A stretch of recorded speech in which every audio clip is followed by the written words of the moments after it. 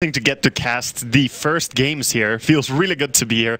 I don't think I've been this energetic in any of the mornings here at TI, because we haven't been doing much the last few days. But here to cast CDEC versus Vega, two teams that a lot of people are predicting as their two to go through. Of course, there are a lot of people supporting as well MVP Phoenix. And I'm excited for these two teams. I'm very happy to see them first and see what they're going to bring into this. Yeah, when I first found out we're going to be casting CDEC versus Vega, I'm like, yes, because Vega plays such an entertaining style. And that for me, like, these guys won my heart a couple of months ago with their nice push. They were happy to actually even play a push strat when everyone else is like, you know, we're going to hold back, we're going to play defensive. They have the confidence to move forward. They play very much CIS Dota, while also having a little bit more control to their gameplay. They're good at drafting like multiple different stunts, so they always have a pretty reliable way of catching the enemy. And they have, as you said, good 5-manning, good pushing. And they have been one of the teams that really push for the DK mid, stuff like this, just to move things forward, be able to take the tier 2s and really just force into the enemy. So we'll see what they're going to draft here. CDEC starting out here with the Leshrac and the Bounty Hunter ban against Vega. It's actually interesting to watch the first two bans. Like with the Wildcard from TI4, we didn't really see much difference in the meta change when that happened, and then we hit the main event and everything just changed at that point. And at this wildcard, like, we don't know what to expect fully. Like Leshrac ban we knew was going to happen. Like, that's just, this hero will be 100% ban, if not 99.999 recurring, of course, % ban throughout the tournament. He will be banned a lot for sure. And I also think that the hero that Vega banned out here as their second ban is a very common ban as well. Tusk being a really, really good hero at just fighting. And Bounty Hunter also. Seems that a lot of teams are going into the heroes that prevail early in just fights. So Undying, Tusk, these heroes. And of course Undying. They're actually, because we were keeping tabs on the other game which is going on at the same time, and Undying was being picked up there as well. He is going to be one of the greatest heroes when you're like, okay, we need to have control during team fights. Undying offers that, but you, like, correct me if I'm wrong, but you're going to lock yourself into this mid-game orientation, but both these teams do enjoy that period of game. Yeah, he doesn't go so well into the later stages. I mean, he's okay. His ulti definitely is a strong ulti as well in the later stages, but early on, what he really brings to you is the lane dominance, of course. That, I mean, that's why he's shouting. He pairs up really good with Queen of Pain and a hero like that to dominate the offlane, just with two heroes. But also, he brings Roshan. It's really easy to secure Roshan, not to take it with Undying, but just to put the tombstone on the high ground. It's very, very hard to contest. That's very, very true. Because how are you meant to get up there? Unless you can get some vision up there. And against the tombstone now we see a reactive pick already, like Shadow Fiend, good right clicker. You need ways to quickly get rid of that in a team fight. And I wonder what CDEC are going to draft into Undying after. Because good disables with the tombstone, that's a deadly combo. Yeah, it really is. And there's still one of my favorite heroes in the current meta missing. And I know saying this is probably going to go against a lot of people out there because they hate this hero. But Winter Wyvern, actually slipping past this early stage. When you go with someone like Undying and Winter Wyvern, you can actually, again, we talk about like this ability to run like a dual off lane, and then you open up so much experience, so much domination in the lanes. Wyvern can easily do that. Oh yeah, I mean, it's between those heroes, I think now, Queen or Wyvern here. Oh, they're going for Spirit Breaker. This is so fight oriented from CDEC. I love it though, because they have a good way to initiate now. Because Undying, his tombstone is great for fighting, but you want someone else to go in first, so you start up the chaos. And this is truly a chaotic hero. The only issue you may have is the fact that Undying is not going to be as maneuverable as the Spirit Breaker. So Spirit Breaker's jumping in. You need someone that's going to keep up with this. But we're going to the second ban phase now. The heroes like Queen of Pain you're talking about are going to get removed. At the same time, CDEC will probably saying Spirit Breaker's going to be banned out in the second phase. Like, again, we're going to see similarities between the two games going on at the same time. The Spirit Breaker was banned in the second phase of the Archon match versus MVP. So, yeah, CDEC look like they've got a lot of strength behind them. Very difficult to kill lineup. And maybe that's where we should start looking elsewhere, Waga, where the SF, is he going to be enough damage to get through these two guys? Not to mention the other three were missing. I mean, SF struggles early on against heroes that can gank his lane so easily, like Spirit Breaker. He could just run behind in SF's own jungle and charge in from behind into Shadow Fiend, for example. It can be very hard to survive against that if there's a strong mid-hero from CDEC. And we'll see what they want to draft with this, but I definitely think they need to have, you know, the Shadow Fiend will need to have a good paired up hero that can also take care of the Tombstone quickly. Ranged heroes in general do that work really well. I was actually wondering, I was going to bring it up before it just got banned, but the Earthshaker, we were talking about this yesterday when we're doing a little pick apart of the teams, and it's the classic combo of the ES, SF. I was wondering if ES was even going to get through. Yeah. But at the same time, you prioritize Dazzle over someone like an Earthshaker. Does this mean we can read into maybe the off lane? Do we look to the Bristleback? Do we look to something else? We can look at what Vega are doing, because I remember them playing a minus armor strategy in the qualifiers, actually, in TI5. So they're running something similar already. Shadow Fiend, Dazzle, they could easily add up something like Slaughter, it's possible. Or just have a Vengeful support. It's still not banned, it's available, and it works pretty well with Dazzle. Here's our physical damage coming from Ember. Wait, so now we're forcing the Ember Spirit into a safe lane? I'm curious, dude. Like, I haven't seen an Ember work out really well in quite a while.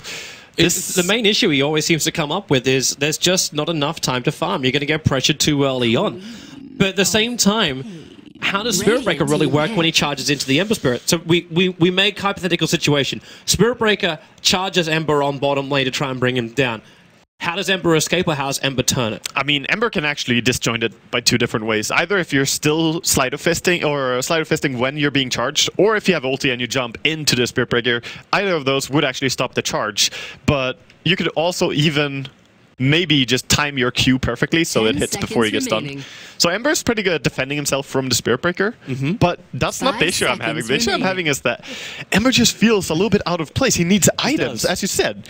And this patch really is not very kind to heroes that need to farm up. I'm also wondering, too, how the laning phase now comes to fruition. Like, we got, like, Queen of Pain versus SF in the mid would be the most obvious combo we're looking at. I'm not even sure. We talked about Slaughter and Dazzle. These guys can run a dual off lane. Then you can leave the Ember on the bottom with one hero that can zone out the off lane CDEC player, which at this point I'm leaning towards the Spirit Breaker. Yeah, it could be. Like, there's a lot of flexibility in CDEC, and judging on what Vega are gonna draft, they can base their lineup like that. So if they want, they can do the like patented Undying Queen of Pain combo on the offlane. That's one of the strongest lanes you could ever draft in Dota out of two heroes. Yep. Like, that is insanely strong at dominating lanes. But then they would, of course, pick another hero for mid, and Spirit Breaker safe lane, kind of weird. But yeah, that's an option for them. That would make no sense at all, run an SB safe lane, because there's no transition. And with the Ember and the SF, they're all about like, okay, well, if you want to farm up a Spirit Breaker, he's going to charge in, but we're going to be able to deal with him. Not perfectly, because like there's no Rubik pickup, like it's going to get a telekinesis grab, it's Skywrath and Dazzle, and that's all. Like, in fact, if you look at this, we have one stun on the field right now. Yeah, right now. Where's Vega's control? You were saying in the draft, like, they were drafting stunners. Where is that? Yeah, in general, they have been as well, and they've played heroes like Clockwork before, so maybe that's still a possibility for them to draft here. Not banned out yet. First, we have to see what CDEC are going to go for, because likewise, they only have Spirit Breaker to disable as well. Of course, he has two different disables, but this draft is really curious. And as we have tried to prepare for TI and look at all of the games that we can, a lot of them are kind of outdated. It's been a while since a lot of these teams showed a lot. They have been bootcamping and trying to hide their strategies as best as they can. Yeah.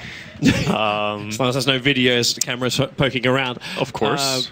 Yeah, but with these two teams, like they correct me if I'm wrong, but they've never played each other. And even then, like, there's a very difference, like a big difference in experience level. Like, we're here in a LAN environment.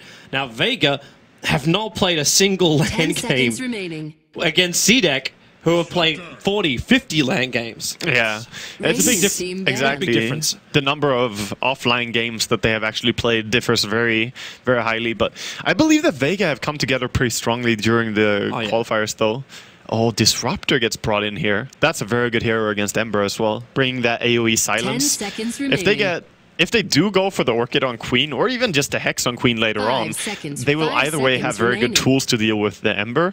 It's more about how strong physical damage can they have when Dazzle armors up the Ember and the Shadow Fiend, and they just go in. And also what happens when SF and Ember, like SF's going to get a BKB. Does Ember then delay, like, because he should still look for the Battle Fury, obviously. Does he delay that to get a BKB instead? Like, Honestly, I think that Ember item builds is one of the most interesting topics when it comes to item builds on heroes, because it's very difficult to say what actually works. I mean, what is strong when you have it is not always what works the best. So Battle Furies are really good. However, you put yourself at very low HP for a long period of time. A lot of people will build up with like either face boots or treads, even treads just for survivability, into drums. But we'll see what he opts to go for in this game. Some people even build for the Maelstrom because it's so cheap. It doesn't cost as much as a full Battle Fury, and you already have some fighting potential then. I can understand that one. The Beastmaster ban out, one of Vega's also, like, they love that hero. Yeah. We're talking about lack of controls. Mag plays it. The raw, and also the bore factor. Like, you're talking about, like, what was the damage output you're talking about with the boar? Yeah, if you have the boar on level 4, it's 60 damage per boar, and you can have 2 boars at once, and then you have the attack speed bonus when you're higher level as well. The boar is insanely strong. Yeah, and that will give them the vision for their fights as well, because that's another thing which is going to be, like, the warding game is also going to be very important here for Vega. Oh, yeah. Oh yeah, I think they need deep wards early so that they can see the Spirit Breaker's rotations before he's too close to react. So that you have time to teleport there, set up a trap and kill them. They are going to go for the clockwork, and that brings them a lot of disable and control into the team fight. And that means Vega is done with their draft. Shadowfiend, Dazzle, Ember, Sky, and Clockwork. So Ember safe, Dazzle could be supporting the Clockwork early on, Skywrath Mage. I believe you can actually turn you can actually start with a duel in mid with the SF and the Skywrath Mage just to push the Quap out. That's normal, yeah. Yeah, just give the SF space to get the earlier souls that he needs, and then just stack. That's actually what most teams do when they pick Shadowfiend, is that one range support, or any support that can harass, goes into mid and starts pushing the enemy off the mid wave. And they're going to draft DK against Vega. Vega is the team that are 20-5 on DK in this patch. Yep. And now they're going to play against it. And I don't believe CDEC have run much DK at all, if anything. It didn't appear in any of our sheets for the Dragon Knight, so it's definitely a unique pickup for them. But a lot of life, a lot of survivability for CDEC. We'll see if it will be enough, and I'm really, for this game, for me, it's all about timings. When do these heroes come online? When do the items appear? And when does a team have confidence to push? Yeah, honestly, looking at the style that this patch has been playing out, in the sense that you need to be strong without items and fight early on, before the 15 minutes is extremely important.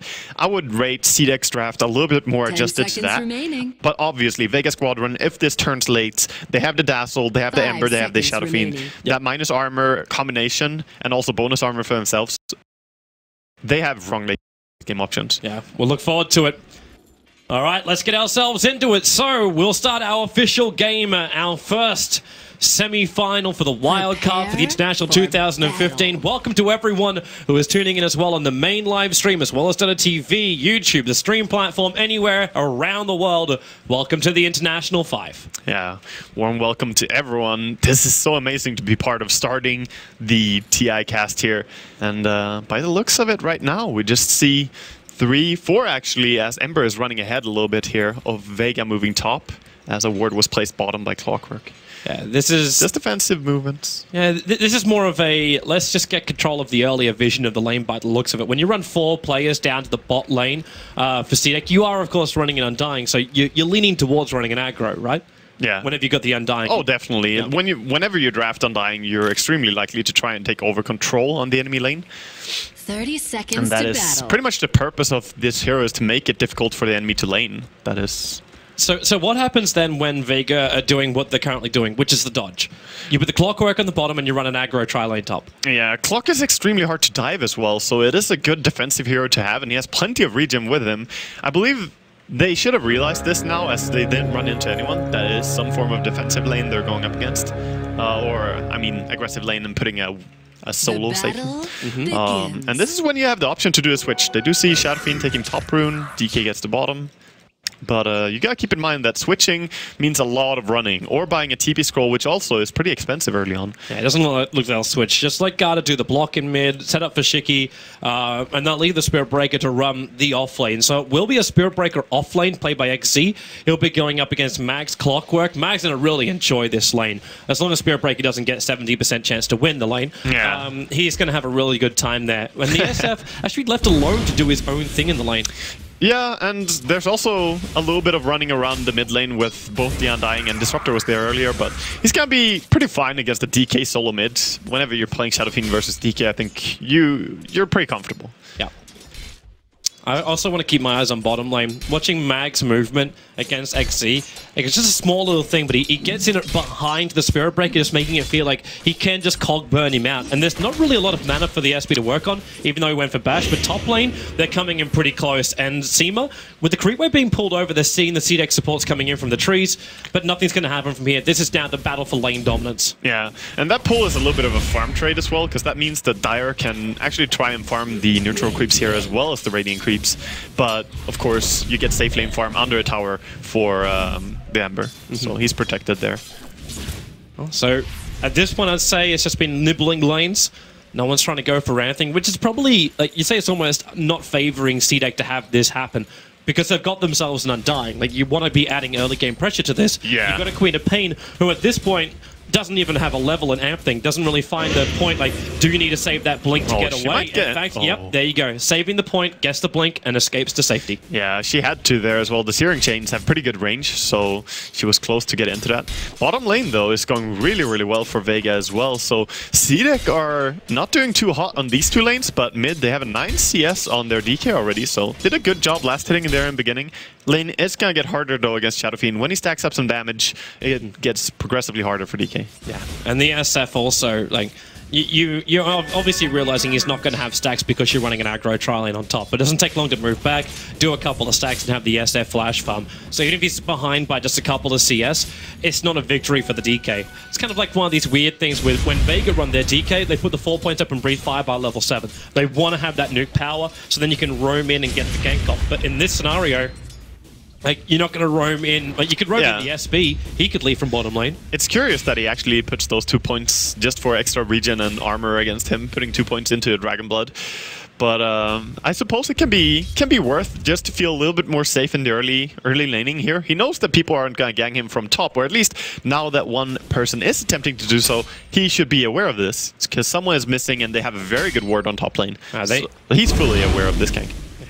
I need to hit the concussive shot. That's the only way this will really work. And well, here it comes. There goes your concussive with the orbs, but it's only going to chip the DK down. And with 2 bottle charges up his sleeve, there's no real problem coming from this. And in fact, it now gives CDEC more confidence for Garda as well as Q to get closer on both Seema as well as Pasha here, because he didn't realize the support is gone. Exactly, and that means that there's free farm going on for the Queen of Pain, and she's a dangerous hero to go up against on the lane for Ember. If she starts getting some items, if she gets the power treads, she can do so much work in the early skirmishes. So let's see, are they actually going to try and do a kill here? I don't think that they have the tools. Until Solo gets Seal, it doesn't really feel like it's possible. Yeah, they definitely need it. They need level 3 on the Skywrath, and that's quite a way away as well. So they need to wait. To fight into Tombstone and have the hero you want to kill having a blink ability, yeah, it's... This is a very more passive kind of start, but something which we probably should look at a little bit more. While this top lane is simmering, ready to boil over, the bottom lane, Mag is now 22 for 10 up against a 17-3, so the CS is coming both ways. But both Spirit Breaker and Clockwork are these wonderful rotation heroes. We have to look for their timing and who do they actually try and kill off? Where do you try and swing the balance of the lanes? Yeah, definitely. I think that any lane is fine for either of these to gank when they have their levels. When they have level 6, they can actually go and kill anywhere. So they are the ones to set the pace. Just in a few more minutes here when we actually see Spirit Brigade's just now about to hit level 5. But on top lane, they found their opening. It's disrupted with the heal bomb. That's Vega striking quick and fast, but the Tombstone's down. They're trying to get rid of it while Pasha's still in pretty deep. They're throwing more orb damage out to the Queen of Pain. But the first blood is spilt, and Vega will take it. Yeah, and a lot of magic stick charges now for Ember as well. Very important to get the first blood on this offlane. That was going pretty well, but not amazing for them. And now a little bit more control added to them there. It's almost that situation where you feel like the Ember can function. Like, he's not getting huge amounts of CS. We're not seeing him with, like, high levels, but when Mag starts to rotate, you shift the Ember down the bot lane. He's gonna catch up with all these levels and farm. So it kind of feels like right now Vega's in a very commanding position lane-wise.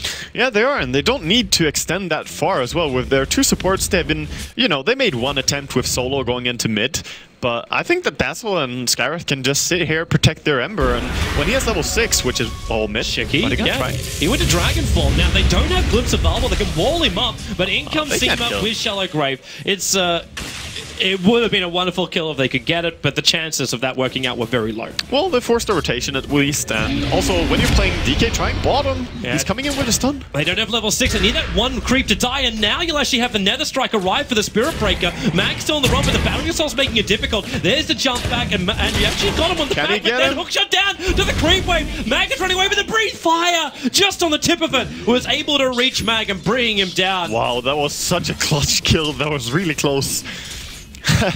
That was beautifully executed as well. That TP and initiation from the Spirit Breaker was well communicated. But how much did you have to commit to this? You rotated the DK down. He threw out everything he basically had. You're committing your Nether Strike as well. And you're killing off the safe lane Clockwork, who is now... that's a hook shot too, so that's okay. That's a high priority kill, honestly. And for DK to go and try a gank is perfectly fine. You don't really want to be statically laning against Shadow Fiend, because Shadow Fiend will farm the lane and farm the jungle, whereas DK, he will only be able to take the 4 creeps that are coming in every wave.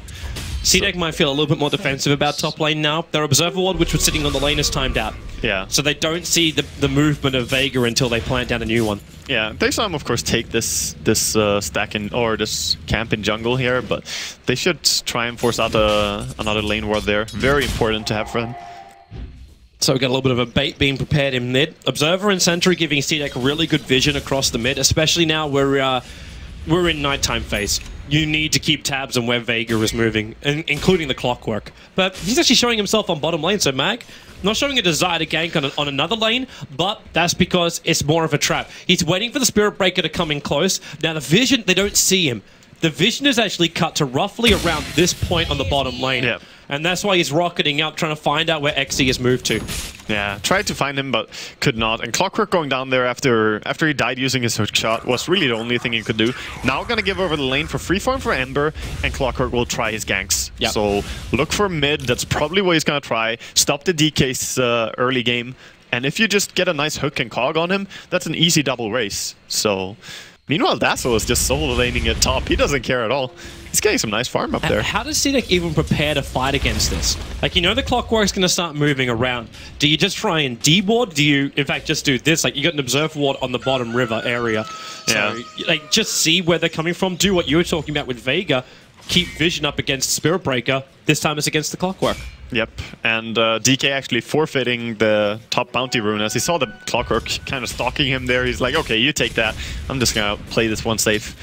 You don't want to die much early game on DK, because that's really when you need to get your levels up and start taking down tier 1 towers. It's the objective-based gaming hero. Can they actually push?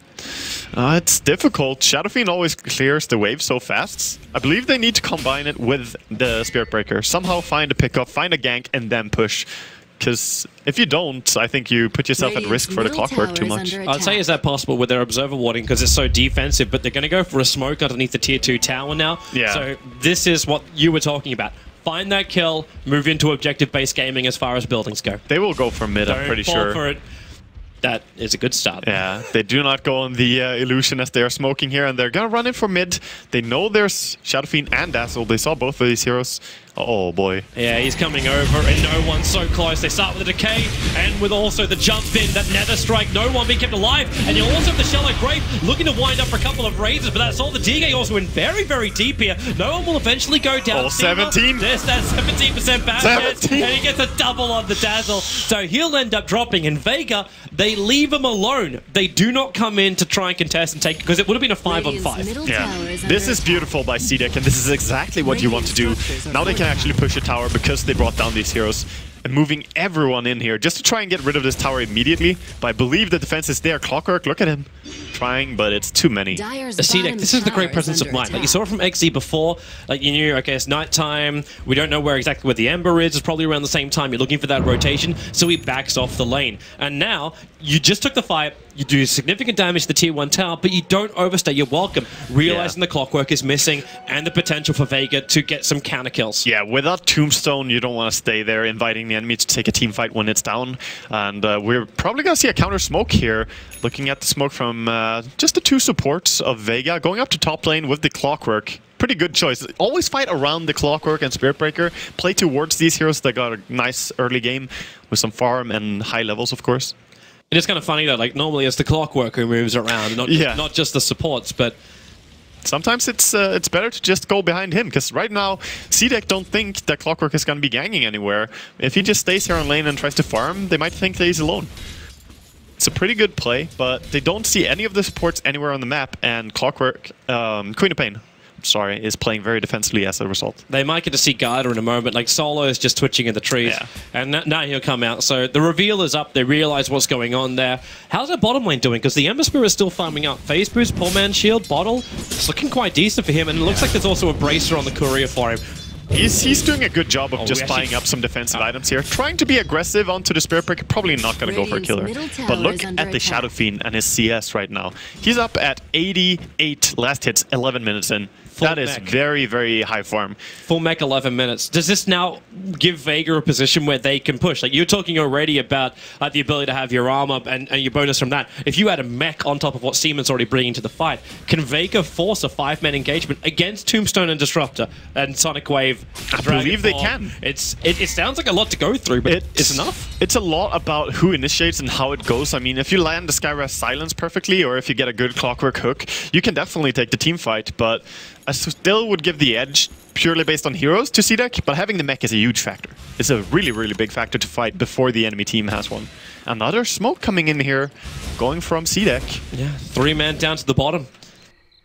See if they can actually find someone. They have 2 points in Glimpse, so 2 points in Kinetic Field. I think I can't really say that I agree with that, because maxing Glimpse is so much more useful. So they're bringing in the Spirit Breaker too. The charge is on the way in, and Spirit Breaker will Ember back behind the Tier 1 tower. They have to pull out this, or else they're going to be in way too deep. The Searing Chains actually cancelling actually underneath the tower. Disrupt Rawley, it cancels off the Dazzle. He couldn't get a Shallow Grave off. We do have extra TPs coming in, but it's now isolating Mag on the other side. They Sonic Wave, they stun him up, they breathe fire. It's 2 heroes lost now for Vega, and they didn't get anything in return apart from what? A Tombstone down? Still in a great position for CDEC. That's the initiation. They just go, and they're actually going to find more heroes to keep charging. Yeah, they run up to Solo. There's that bash back. You do get the ulti up, and Pasha back in the fight with the Scream. Aggressive in behind him. They'll seal him up for the moment, but there's not enough damage coming out. Shadow Fiend is so strong. They keep losing more, but maybe, yes. A double kill in there for Pasha. Shiki with the quick TP out. The Searing Chains cancels it, and this is the counter kill. This is what CDEC avoided in the middle lane. That's exactly what has happened to them on the bot.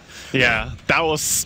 They should just have played a little bit more safe there. They used up the Tombstone, then they proceeded to dive even further. You need to fight with the Tombstone, or Vega is actually really strong. That mech came into nice play there, denying a lot of the AU damage, and they did not lose important heroes. They committed so much for the kill. You see when Mag TP'd in, he TP'd to the eastern side of the Tier 1 tower. Yeah. You throw out Sonic Wave onto a Solo Clockwork.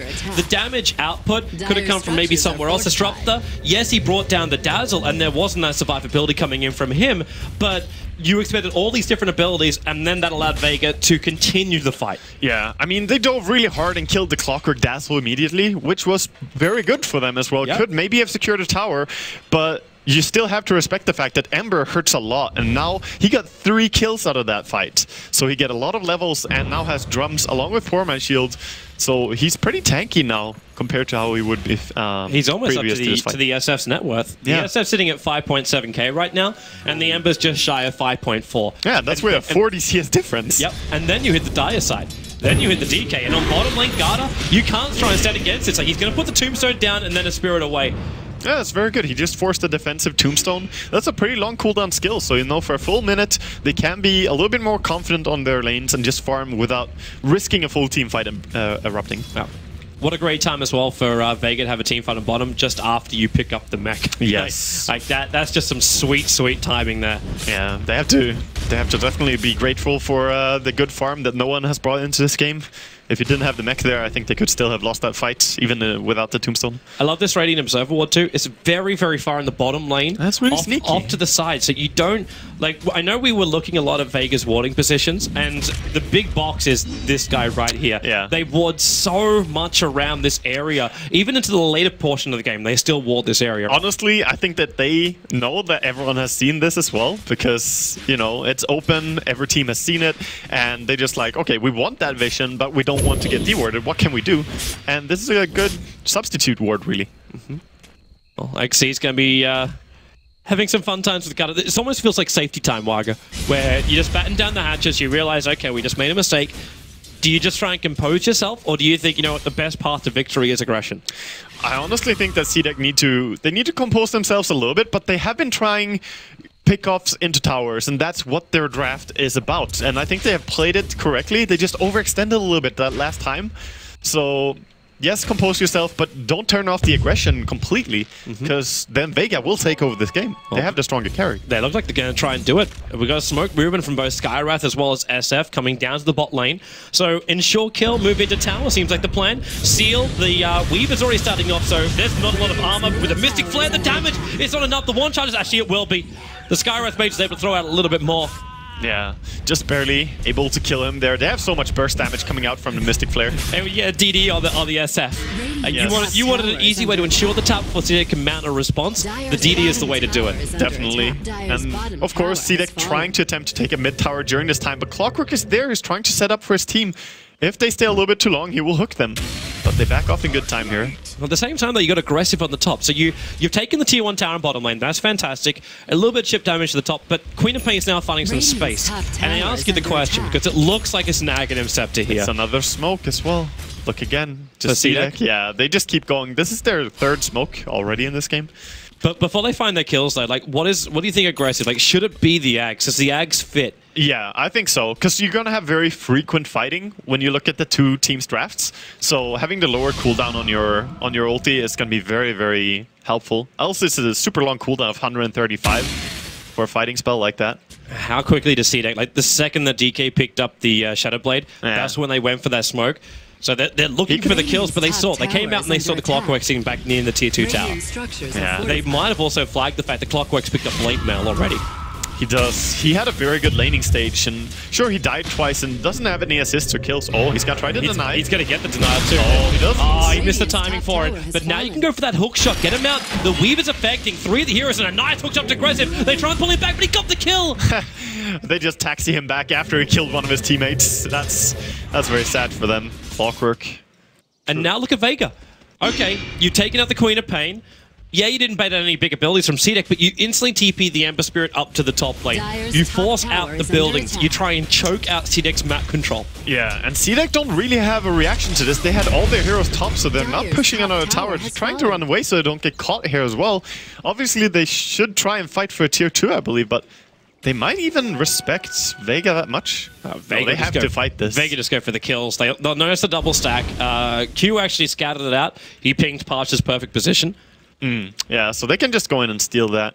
Stealing the double stack on the big camp would be nice, but they're going to push for mid instead. Just moving as 5, recognizing that, hey, we have the mech, we have the items right now, and we should be the ones controlling this game. Yeah, force the fight, never let go. Especially look at it from the other direction. If Vega are just trying to split, push, and farm, it's a lot easier for a Shadowblade DK to function. Yeah. Like, if it was a BKB DK, maybe this would be a better position for the DK to try and fight. But it's a Shadowblade, it's an initiation style. That's exactly what he's doing. He's coming close to Ember Spirit, attacks him to start with, the Scream, disrupt the ulti, Ember Spirit, very, very tanky with the one charge. And now the Shallow Grave as well. Has he got a Spirit to get himself out of this one? You bet your Nelly, he's out, and the SP's going to go down. Starterfist trying to avoid the Undying Tombstone minions, which were killing him off. They bring back no one. He's right in front of Q. One more attack and he'll find the kill, but they keep him stunned down just long enough. He'll still actually get the raise off. The Spirit Breaker bought back into the game as well. Yeah, Spirit Breaker bought back, and they do manage to bring him down. The Shadow Wave was good there to go on the Ember, but nice play by the Dazzle managing to save him. Yep. Still though, CDEC with the buyback, forcing this tower. Clockwork does not have a hook, so they can't really pursue here. Tower is taken, and it's going to be a back off from CDEC. But now with the Dragon Form being on cooldown, as well as the Tombstone for another 15, maybe they can just go straight and take the tier 1 mid. Recognizing this in 26 seconds, I think I'm okay with that. Because that's when the SS back up with his mech. Yeah. And then you can take out the mid. So you're right. So, like, what do you then look at in return? Like, you can bring up a teamfight recap, and you'll see, okay, well, we took out 2 heroes on CDEC, and there was a buyback, and what was in return? Okay, the SF, we managed to kill him off. That's fantastic. And we took a tier 1 tower, but the tier 1 tower gets nulled. You killed off an SF, he's going to get more money like that in the future. The Ember Spirit didn't die, which I think is the critical point to take away from that fight. I still believe that was an okay fight for CDEC. The buyback, of course, makes it hurt a little bit, but Spirit Breaker, I mean, he's just going to have to regret that, because he's trying to go for his Midas. He had 1,000 gold, now he's down to 500. But killing the SF is very big for their team. They need the experience and gold that they get from killing him. Just trying to think about the end game. Yeah, there's your jump up. Spirit just move around. Clockwork hook shots in as well. And Garda, very, very dead. They'll glimpse the Ember, but he's not traveling too far. And that's the tombstone on cooldown once again. That was nice movement by Vega. And also the fact that they dewarded CDEC's ward on mid. Is Solo's going to go for a solo? Yeah, solo kill? Yeah, he's thinking about it with Concussive. He's got Mystic Flare available. HP. And with a Haste Rune, it only just wore off. So he couldn't keep the chase going. Yeah, there's too much HP on a Spirit Breaker to really do that as a Skywrath. 1500 from full HP, and then you have the one charges to think about as well. Bottom lane. Full BKB for no one. 21-minute BKB mech. The Ags will arrive at the same time for the clock, though. Yeah, but that's her first item, and she has an Ags at 21. That's, you know, by no means a fast Ags timing.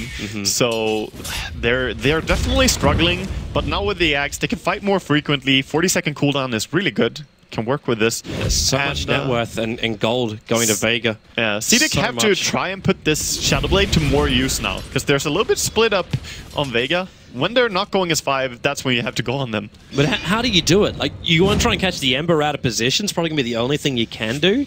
The Spirit Breaker can charge in, but as we just saw, the Ember Spirit's got many different ways to evade it. The first charge from the Spirit Breaker may still be lingering in his thoughts of, well, I charged him into the tier 1 tower, and he just Syrian changed me. Yeah.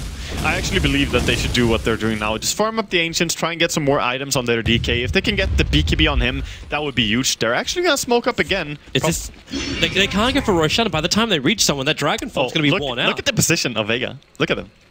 They're actually just sitting and waiting. They're already anticipating a smoke since like 10 seconds back before they even smoke them. And the Creepwave's not even going to reach the tower. The Clockwork Rocket was pushing that one out. Now, that's the only thing that'll give him the vision. Mag will jump up, but he's just going to turn the Blade Mail on. Side of Syrian Chains with the hook shot into a double Spirit. The Disruptor, he might get the ulti up, but he's already dead to the world. Spirit Breaker hitting Pasha back, but the shield is just protecting him. Sonic Wave is beautiful, but then the mech charge out from the SF. All the damage negated with a double Side of Fist, a Searing Chain, and that's Garda also trapped inside the cogs. Again, this fight goes on so long that the Blade Mail triggers once again, and CDEC being punished so hard. Yeah, just so beautiful play. Walking in with the Clockwork, because he doesn't care if he runs into 5 people. He's like, oh, I revealed you, now my team will just jump you. Tombstone died instantly to the Shadow Fiend as he just BKB'd and punched it, and you saw the heal. How much work it does in that fight. Oh, this is boding very, very badly for CDEC. It was meant to be CDEC who were the ones with the advantage. Like, you got DK Spirit Breaker Undying. Maybe not the DK is so as the current meta goes, but even if you just look at the base strength that you get from these guys, it's huge. But there's no survivability beyond that strength. Because not something along the lines of the mech or the Dazzle, because whereas you got your mech on your Undying, I didn't even see its effect during that fight. No, actually, in that fight, they just had to run immediately when they got jumped, because they were so coming in. It's a counter charge. That Spirit Breaker is going to go directly inside the pit. On top of the Skywrath Mage, Roshan so low. They're running out. The Ember Spirit, you've still got no one in there, and aggressive. Throws out the Sonic Wave. The Mech Charge already expended here from no one. They've isolated the DK into the Mystic Flare, so he's down for the count while Mag battling with Garda a little bit further north. Seaman's keeping everyone else distracted. Garda's actually able to escape himself out, triggering the mech, but only on a 1 unit. And they've got to get rid of that Tombstone up on top of that cliffside. Aggressive. Steal up once again. Solo is finally going to go down. The Disruptor, he split the fight up. Pasha a little bit too low. Side of Fist, but he's running low on mana. Another Searing Chain available, but now he's going to drop. Roshan's also so low. Garda, he's just running away, keeping with Mag, and maybe able to go for a little bit more, because aggressive. Blink off cooldown 1 second time, and that Sonic Wave is in 3 seconds. Back up again. That's what started this fight. That might be what ends it. They glimpse back no one, so the SB turns around into the wall. There's your Sonic Wave. No one's going to drop. And now CDEC, a fantastic fight around the pit. They're pinging it out. They're going back for the Aegis. That's a beautiful fight right there. And so much work in that fight came through the fact that Tombstone on the high ground and no one could see it. You know, you could maybe kill it, but they couldn't get close enough to actually just do that. Shadow Fiend was zoned out. So much chaos being brought by the Spirit Breaker and Queen of Pain blinking around. Even if they brought down Solo. Oh, wow. Solo. He's actually dropping Garda pretty low. Just giving him something to think about, but not really a counter to it. It's really funny. They actually tried for that. Well, he's not going to get anything with it. And Roshan, in the end, being brought here by CDEC. We were just talking about how they were struggling. And then they managed to do this. They won a 4-1 team fight and take Roshan. But would you also say, like, Vega, it felt like indecision. They were inside the pit. Now, the SF got really unfortunate because he got bashed by Roshan. So he's in there and wants to get back out with the rest of his team. The Ember Spirit just bailed. Yeah. And the Ember Spirit went out to his defensive spirit on the other side of the river so we could fight from there. And then this fight split into multiple parts. Yeah, and they need to have pretty clustered up team fight Vega so that they can work as one machine. The heals from Mech, the heals from Dazzle, you know, staying together and just doing the buddy-buddy system in the fight. But when it goes to full chaos like this, I actually believe that CDEC's fighting lineup is much superior. They have a Shadow Blade now as well on Spirit Breaker, same as the Dragon Knight, so relying heavily on their Invis.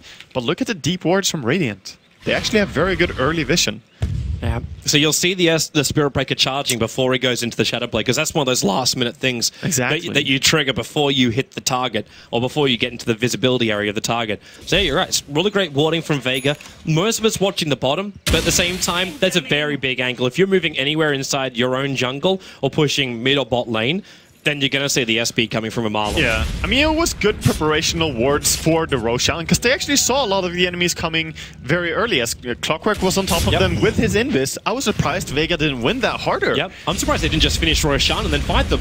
Because they could have just like said, okay, well, the SP charged in, but what's he going to do? He can nether strike the SF and cancel the Requiem of Souls. But if he does that, he's going to die to all the other damage which will be pumped out. So just trigger your Requiem and then go to town and finish Roshan. I think it's just respect out of how much they know that the Tombstone is going to do. When you're in the pit, you're in such a clustered, like, you can't leave. They need to stick together, but they can't be stuck in a position where they can't leave from the Tombstone, or even see and kill the Tombstone.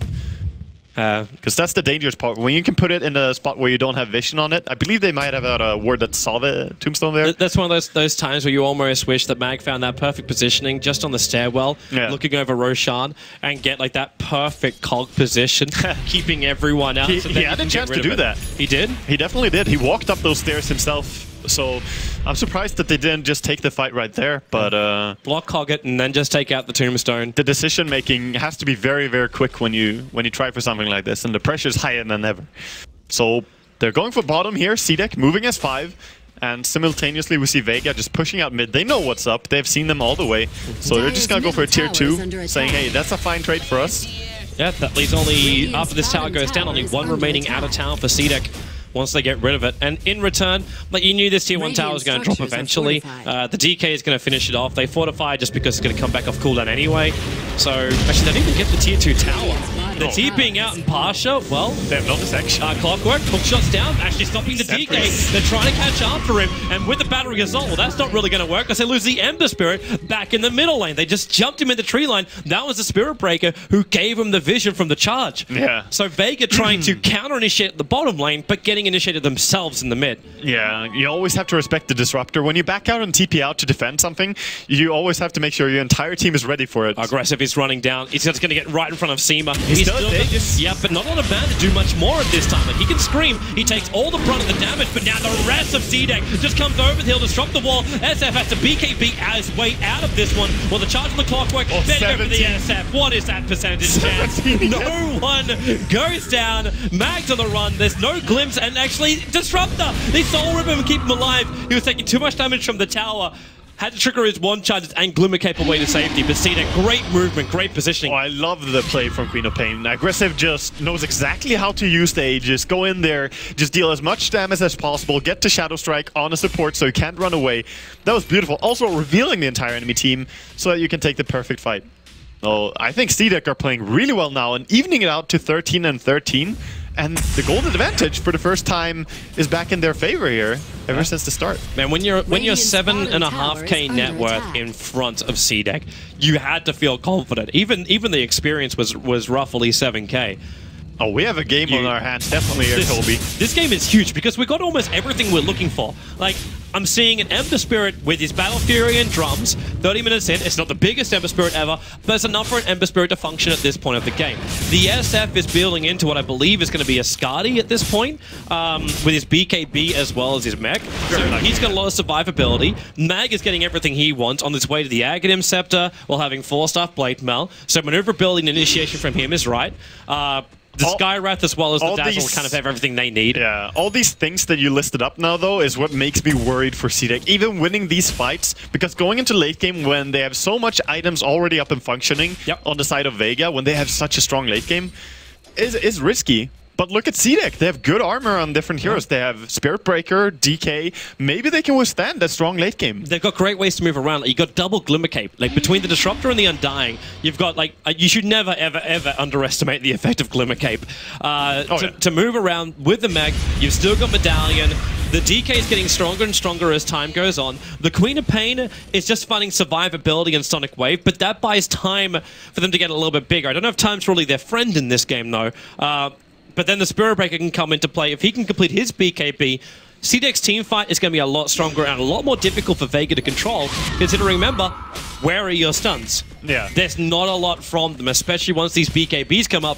It's hookshot, and hookshot. Yeah. That's it. There's nothing more. Oh, BKB is going to be a very good control item here. And Queen of Pain has finished it up, so now she will have the freedom in the team fight to move around. All she has to really fear is if she blinks too close to a Shadow Fiend and he can just right-click her. Yeah. Because he will still make short work of a hero like Queen of Pain if she stands close. That's almost when you look for the 4-stars to appear over on Disruptor and SB, like, just in case these positional problems happen. Yeah. Just get yourself out of trouble. Oh, there's a charge going on the Skywrath, and he's probably just sold out. Dead. Yeah, He's he has dead. the 4-step though, but still dead. Everything being used, a good pick off there. There was a message sent there by Aggressive. He didn't need to use his Sonic Wave. That was actually burning more mana than he really needed to, but...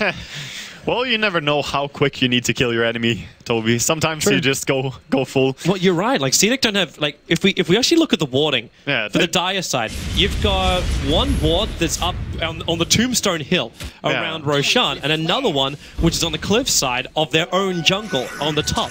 For all they knew, Vega could be right around the corner there, and sometimes you just want to burst. Make sure you kill very quickly and then get out before the Grave comes out from Dazzle. So at that point, it's worth it. A charge is going on to the top lane now. A Spirit Breaker is just like, I'm bored, let's go. I think they're also picking out, because they're seeing Pasha farming, and Mag is the one who's isolated. Oh, he actually sees Ember now. Wait, what? He actually cancels his charge, goes for that Nether Strike, and now Shiki, he's trying to catch up, Spirit jumping from Pasha. He's on the way out of here, and Clockwork, if he needs to, he'll use both 4-staff. Also have Hookshot and Cogs. It would have been a very difficult kill for CDEC to get, but their eyes are open. They're looking for blood. Yes, they are, and they also forced out all the spirits, all the remnants from the Ember Spirit there, so made him go very defensive, run away. They just killed off the Skywrath, and they're taking control of this game, but I'm still not seeing the damage being dealt to any tier 2 tower. Maybe they're just trying to play for Roshan, waiting for this to come up again and then fight. Yes, the big man has returned. And in fact, Vega getting de-watered out inside their jungle. That's the gem over on Disruptor. Good luck, Vega. They are going to have a real hard time knowing...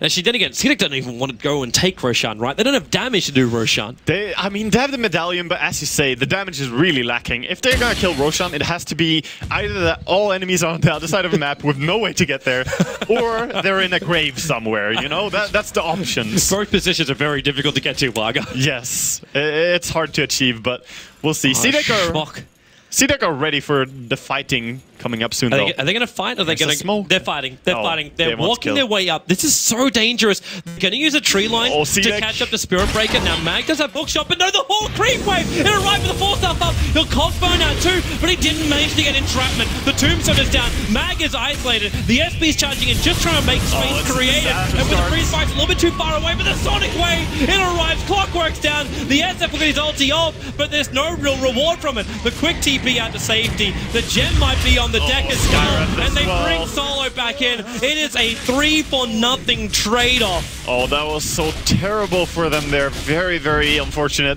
I mean, the timing was just not right to go for that mid-gank as the creeps come in and block. That's MVP creeps just blocking there, dude. They just saved the lives of CDEC. They also managed to steal the gem. Yeah. So that was Vega's gem. That was Vega's positional, like vision battle. Yeah, vision is extremely important now as well when tier 2 towers and Roshan are at stake. And they're gonna go for the pressure first.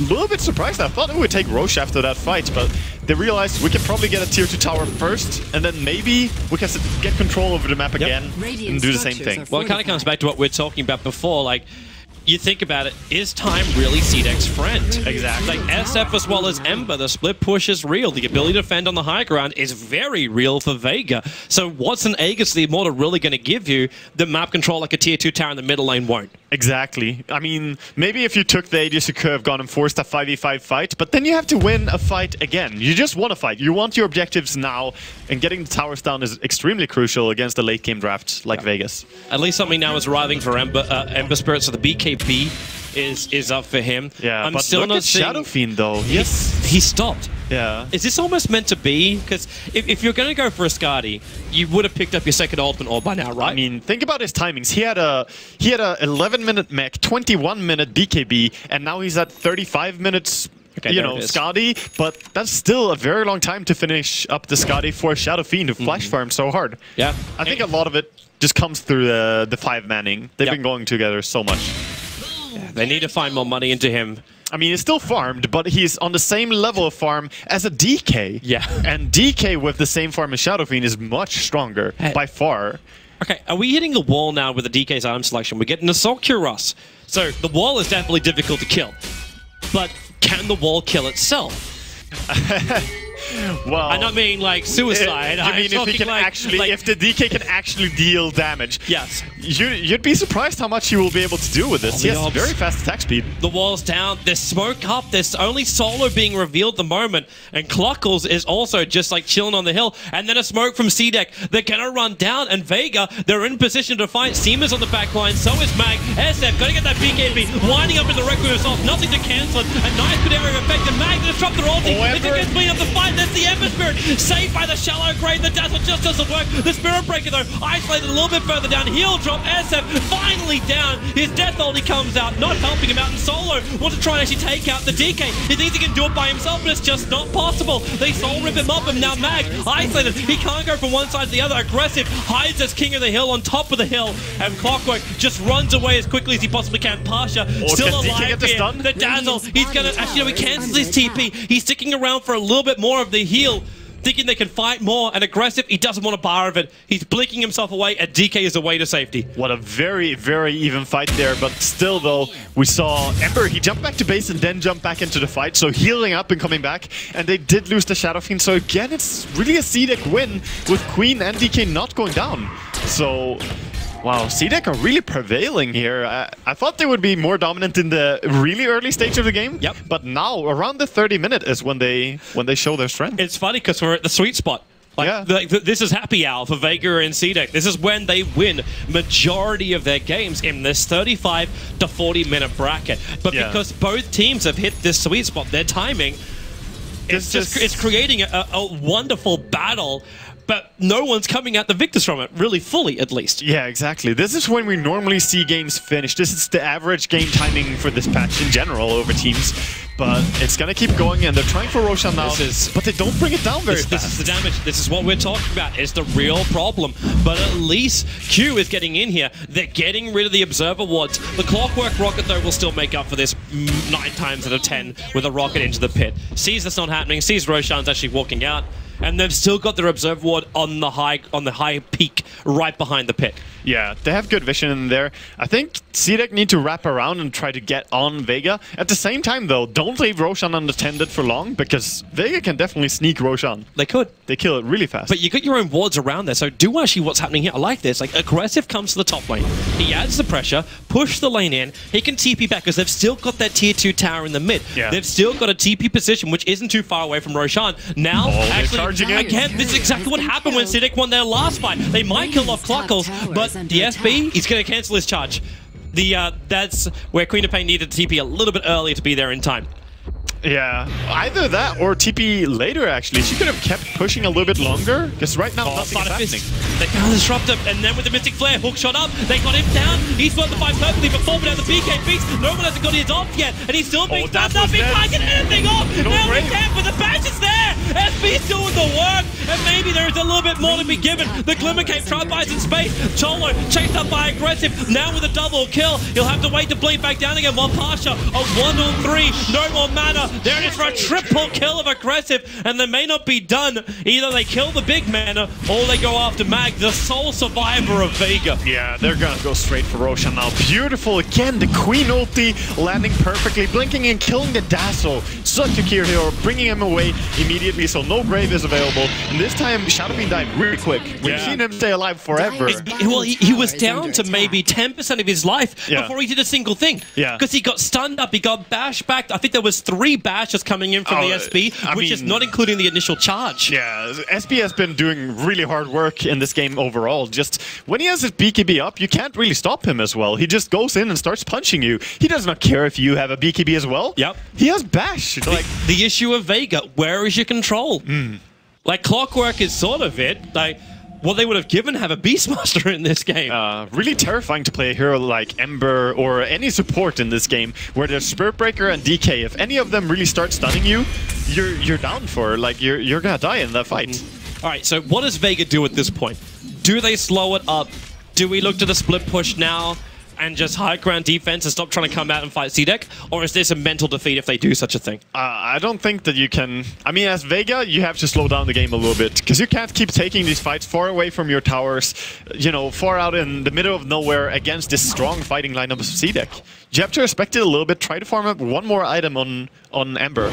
If they can get one more damage item either of their cores, they could actually fight, because then Tombstone becomes fully irrelevant, but they need an item that kills Spirit Breaker or DK. They need to be able to kill these heroes. I wonder if they even can, because right now I'm looking at CDEC and I'm looking at Aggressive. He's waiting 33 seconds for Cluckle to spawn, and then you'll have the full scythe device. Yeah, he's recovering really strong, because early on in this game he was a little bit behind the other course, but Queen has really taken over and played beautifully as well. It's just death to the Emperor and the SF. Yeah. Like, SF's getting bashed around and SB can just focus one while Aggressive controls the other. It's also deleting heroes like Dazzle before they can even do anything, and same with top lane. They're glimpsing him back solo. He thought he was out of here, and he cannot do it. He has the Mystic Flare, might as well throw it out, but the Spirit Breaker just arrives and bashes it back. Yeah, trying to push a little bit too hard for top tier 2 tower. It doesn't really matter that much anyway. It's the least valuable towers are the ones on the top lane. It feels like space creation. Like, it almost feels like they're trying to get CDEC to run from one side of the map to the other, and just buy space for the SF to get... I don't even know what he's going to get next. Like, you could look for Daedalus, you could look for Monkey King Bar. On the Shadow Fiend, yeah, I believe you should honestly go just into the... Oh, it's so hard to say. I think it's fine to go Butterfly here. Honestly, they need a damage item. Considering DK is going in for a Chrysalis Daedalus, and you're not going to get a Monkey King Bar on the Queen of Pain, or on the Spirit Breaker, really. Like, all of these heroes are going to struggle to find an MKB. So I think it's a good option, and it gives you good DPS as well. Going for Daedalus would still attack very slow. Like, you only have power treads. Well, there's that D-warding out, so Q getting rid of all the vision of Vega, and they're almost ready to go. They triggered the double damage rune over on the Queen of Pain. They might have to wait out the weave duration, because it's on their 2 cores on the front lines, and it's not great to be -6 armor. I think they can poke. They can still poke, because the DK, look at his armor. He's all aggressive. I mean, DK still has, you know, roughly 30 armor, even with the weave, so he doesn't care. Aggressive's not happy about it, though. The DK is fine, but Aggressive is not. Yeah, he had Aegis, and they have some earn charges for him, or at least one. Now we're gonna see if they can keep going. You have to respect when your DK ulti ends, because DK kind of turns into, you know, a useless little human when that happens. So gotta time this very well. Nice tombstone positioning there. Managed to bring down the tower. Side of Fisterian changes. It's holding DK in position, but not much more than that. So now the attack starts on the Rax and Mag. He's got to move himself out to a side position so he can find a good hookshot line. In fact, they found it. Queen of Pain, locked in control. They got rid of the tombstone into the Boundary Assault. Cogsburn going to push him up the hill and away, however. Could not control him, but it's an Aegis the Immortal kill if they got anything out of that. Exactly. And they don't have the best stunts. That's why it came down to there again, that he can't keep him there forever. So still, Aegis is going to be up for him. Queen of Pain going to be happy. Still a long time until it's reclaimed as well. Or a little bit. This is just that tense moment where I'm still like, CDEC are looking so good at the moment to win the game. Oh, yeah. But so many things can go wrong going high ground. At the same time, I think CDEC, Vega is probably sitting there in their minds going, if that fight didn't happen at Roshan, if that one fight in the middle lane also didn't go the way it went, imagine the position would be in now. Yeah. They cannot think like that. Oh, this can be pretty curious. Spirit Breaker, he's going for a Lotus Orb, I'm pretty sure. He has the Plate Mail, and they already have the Assault Cuirass. This is most definitely supposed to be a Lotus Orb. It's very rare that we see Lotus Orbs in high competitive Dota. It's just a luxury item. Like, it takes a long time until you can purchase it. So at this case, like when you're at this stage, it's fine for Speed Break to pick it up. Yeah. But you can't really, as a support, rush it or anything like that. But what's he looking to really reflect? Like, what's the goal here? It's not just about reflecting, it's also about dispelling. So you can remove silence, for example, on a teammate if they get silenced by Skywrath. It gives you a lot of utility, but I don't believe that there's any good spell to reflect at all in this game. Yeah. It's like the silence, really. But to have something like that over something like you don't have a Shiva's Guard in your lineup yet, and maybe that's the better path to go for the Spirit Breaker, because I would actually prefer that a lot more. Yeah, he could go for that. We're probably gonna see either of those anyway, and Shadow Fiend, I'm looking at him right now with 3.4k gold, because he's the one who needs to pick up an item. Are we getting like double Shivas? Because we got double Plate Mouse. Yeah, maybe. Both aggressive as well as XZ walking around with Plate Mouse. Well, it can be very crucial in some games to just get the removed silence. If Skywrath silences a Disruptor, for example, before he gets a spell off, you can just remove that silence. Or even just a casual Plate Mail. Yeah. You were flagging at the very, very start of this game how important Weave is for someone like Seema, who's playing it with the Dazzle. You pick up these Plate Mails, you negate most of that Weave. Yeah. He could also go into the Silver's Edge. It's not going to add any disability to the enemy. It's not going to remove any ability from them. But the reduced damage output is still there. It's still a very relevant thing. If you manage to hit the Shadow Fiend with that and he channels his ulti, it's not even going to hurt you. So that's still a possibility. And we're going to see Ember just pushing out bottom lane aggressively. And CDEC running around, just trying to post. Right now it's about finding the next opening, next position for initiation. Oh, DK is just going casual Crystallis. He's adding up a heart. This is the high ground item push. Yeah, this has to be like, we just use DK as like raid boss meat shield. Yeah. Like just push him up. He'll tank everything that they've got, and then we drop the Undying Tombstone. The SP causes a lot of problems, because once the SF uses all 3 of his razors, you gotta wait like 10 seconds before you've got that back again. That may not seem like a long time, but it's enough for Spirit Breaker and Disruptor to really cause havoc. Yeah, I mean, it's very hard to kill this DK now. When they got 4th Tyrant. Okay, SP. Yeah, he doesn't care anymore. No. He's just running around. Well, he has to go for the ulti, gonna push him back, but there's no one else near him. Yeah, like, Aggressive's getting there, and yet they see the Hex. Puck's in real trouble. Dear God, I can't believe I just witnessed that kill. That was so far-fetched. Dedicated reward. They even managed to grab themselves like the creep wave from the top. So the top wave's going to push it. The Ember's down for 68 seconds. You can only be lucky if you give yourself the chance to be lucky, and that's what he did. He pursued that. And this is like the worst thing for Ember too. He's only got 3k gold. Buyback is available, and he's going to need to use it to control this top lane. Hookshot in from Mag, not actually pushing back the DK, but that's a hard there. Aggressive, and she gets the BKB off. The second the seal went, Full is forced back. No one's in trouble. He's trying to stay alive with the mech. The Sonic Waves will be thrown out, but the Ember Spirit down, and the buyback, it will be there. It's actually in real trouble. He's back further, and will he survive? Just jumping away with the Spirit, and CDEC are in so deep. They have to get out of here. They've gone way too deep on them. Even Cluckles being transferred in and dies with a full Vladimir's offering on him. They hold their ranks, they get rid of the Tombstone, and once you go for a buyback, it was both SF as well as Ember that had to do it. But you hold racks, you keep the dream alive. Yeah, you keep the dream alive. Vega are still in it, but that's a high blow. Like, that hurts so much. CDEC just got away with murder there. Getting in there, killing 2 enemies, and backing out, forcing buybacks. If they actually got the dieback on the Ember, that'd be so... Oh, wait. Hello, Q. You're up a long way. Seema's the one being dissuaded a little bit. Seema, well, yeah, there's a glimmer cave. Not going to find it, but yeah, hook shot up from Mag. 4-star up, goes into the comp. Trapped in 2 for the Battery Assault. He needs DK to come back out to Shadow Blade, but then again, does he? Missile Blade goes down. DK is dropping. Maybe it's the opening for Vega. They want a hook shot up. They're going to get the 2 big calls of CDEC. A double kill for no one. Mag makes the magic happen. Oh, he just set all of that up so hard. Mag, amazing play there. Wow. So they're actually in to push now. They're going to try and recover. Look how much they got from that. 6.5k in the experience, 3.3k, and that's not even the swing. The swing was 4.5k in gold for 2 core kills. Yeah, so much gold going their way. And now it's just about trying to get to the enemy base, try and force buybacks, or get a value out of it. Get an objective. They actually look at Roshan and see that, hey, this guy is up. getting Aegis when we don't have buybacks on our cores. Yes, please. Cheese as well. Let's go for that. Beautiful, absolutely beautiful play. That's what we want to see here at TI. And now Vega with the quick Aegis. Where do they go from here, though? Like, what's the plan? You just slow down. You go back. Yeah, they can't really keep forcing now. They don't have time to push before the heroes are gonna respawn. And that was great pickoffs, but it was not a one team fight. Yep. So you still have to respect how strong DK or CDEC are with this DK. But when you get the magic rune like this, you've just found a double damage on the SF. That's Gaben telling you.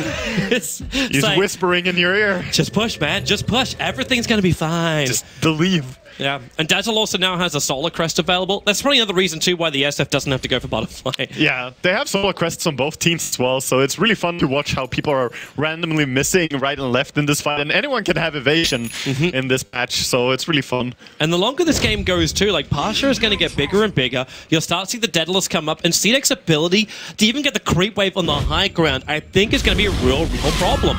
And even when you are ready to push in, you take out the creep wave, Dazzle will see the timings right, and the weave range is huge. Yeah. So you just throw it out, and then your armor just starts to drip away from you. So you lose a heavy advantage with currently stopping SF from killing you with just physical damage. Yeah, this could definitely turn into a very hard game for CDEC. We're looking at 51 minutes in. We did say all the game that Vega, we are favoring them going into late game. However, CDEC have been in a very strong control, so their items are a little bit more developed. But, I mean, we saw a strong dip there after that pickoff. Yeah, when you start looking at the experience and net worth, and you're like, okay, well, CDEC, money will win out. Like, they've made good choices in the stock market, and the rewards are rolling in. They have 5 houses, but all of a sudden they realize there's termites. Yeah. Things are going horribly wrong when you have fights like that. I like it. I like it. Well, that's as you say, if they push high ground one time and fail with it, they could just have thrown away all their advantage pretty much to Vega. And Vega, they're coming out. Vega are going. They're going to 5-man smoke and look for the pickoff. Now, Shiki, it's like this is the point where it is obviously a trap. Ooh. You do not go in. The hook shot and DK. The call is actually going to push back the rest of the CDEC. Can they get there in time? The DK Glimmer caved away as she Shadow Blade out. And SB charging in with that BKB. Aggressive with a Sonic Wave. Minimal effective, but they do find no one. Never though. It's still Aegis the Immortal. They're wasting the time. They've got to get rid of that damn Tombstone. The Soul Rip keeping it alive for the moment. Vega, they need space to move. This Tombstone has to die. The Sonic Fist, in they go again. No one. Back, no BKB. They need more help. The charge actually pushing Parcher back. They finally get rid of the Tombstone. Charlotte Rev again protecting no one. Where's that secondary heal? He'll finally die. Vegata's down the hook shot. Well off target. That would have been a better kill. Onto Aggressive, but Aggressive standing his ground. The force up Parcher needs more help. Needs more time to survive. Shiki, series chained in. Mag with the plate mail. He's actually stopping the shot from killing him off straight away with a perfect wall in there from Q with the lightning. He actually gets the kill over on Mag. It is just an all-out fight. Solo, he's not done yet. They get another kill. Pain will buy back. TPing at the tier 2 tower. Blink, Sonic Wave, Seema, the Shallow Crate TP out. Where's your stun? You don't have one. He is away to safety. The run away from Solo. Solo's just running for it. Aggressive. Where's he going to go? Does he chase it? Blink up through the trees. If he goes, no Pasha's away. Oh, he didn't try. He didn't try for it. What a crazy fight. I can't believe they kept that Tombstone alive there. Yeah, it was like Soul Rep was pushing him down. The SF died when the Aegis popped. Yeah. It was like, I think the rest of Vega thought, yeah, you know, SF's going to get this, and then the Aegis will trigger, but it wasn't like that. Yeah. It was back to front. Vega were scared of clumping up, and that's when we said early on, they need to have 2 heroes that can deal with Tombstone, because else, at 52 minutes in, Tombstone was a relevant factor in the team fight. Like, it should just die instantly. But Ember, he cannot go in there. He cannot run in like that and cannot help with this issue. You got your wish, man. There's a Lotus Orb over on the courier for Vega. They're going up to buy it right now at the secret shop. Oh, they're actually buying it on Vega, yeah. We might see it on... Clockwork. It's Clockworks. It is actually... Wait, hang on. No, it's Skywrath. Skywrath Mage. Yeah, Skywrath, and he is very close to having it. He needs to... Oh, yes. Trouble in mid. Charge coming down. They forced up him down. Oh, the timing! He's going to BKB push Solo back. He's taking him for the team. The Solar Crest going to make it difficult. Shallow Grave. Is there another force up? Is there a protection? There's the Solar Crest. They'll flim back in again. Solo tries to protect himself. The gem is on the deck. Is there a follow-up with the jump out? Oh, he's so right. Aggressive. Parker committed most of his spirits towards that. And that Hookshot's still available. They'll turn again on this blade belt, trying to get away with it. Doesn't have souls. This is bad. Just get back out. Defensive cogs, but then he gets glimpsed. BKB has to protect himself for it. The Sleight of Fist will at least keep the creep wave away. And CDEC hammering on the door of Vega, but all they get is the Winged Fiend Skywrath. Yeah, I'm not even sure that CDEC want to turn off the heat here. They still have the DQ ulti available. He has the heart, remember? He can push high ground right now. There's one dead. That's all they really need. And he's dead. There's no buyback. And Shadow Fiend only has 18 souls. Like, this is a big part. In a team fight, your ulti is useless. He tried to do it in the last fight, doesn't do much. And they're gonna go top with the mid creep wave pushing in. So right now, no back to regen. Go for the melee. Is it gonna be enough? Like, Mag could just come in here. Hook shot.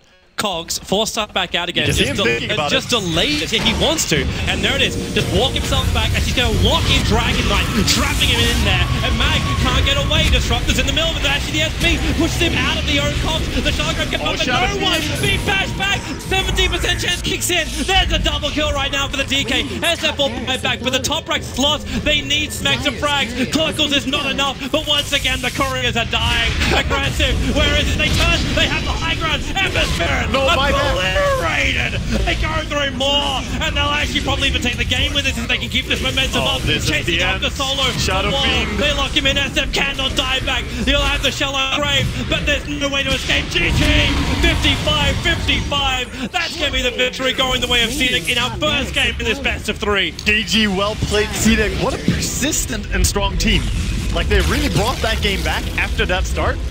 Wow. They made me a believer in them even more than before. I knew they're strong, but that was nicely executed. It felt shaky. It felt shaky. At the same time, I want to see what happens in game number 2 with Vega. They had 2 moments they will never want to relive here in the wildcard. There's 2 big team fights, mid lane and Roshan. Everything else was just like a wonderful, wonderful trade-off window.